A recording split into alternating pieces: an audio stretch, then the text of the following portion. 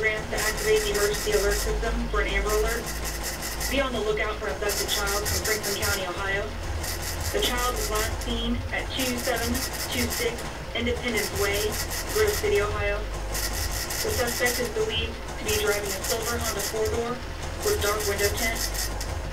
The suspect has been identified as Jeffrey Brian Jimenez, a 17-year-old white male, 5 feet 4 inches tall, 90 pounds with black hair.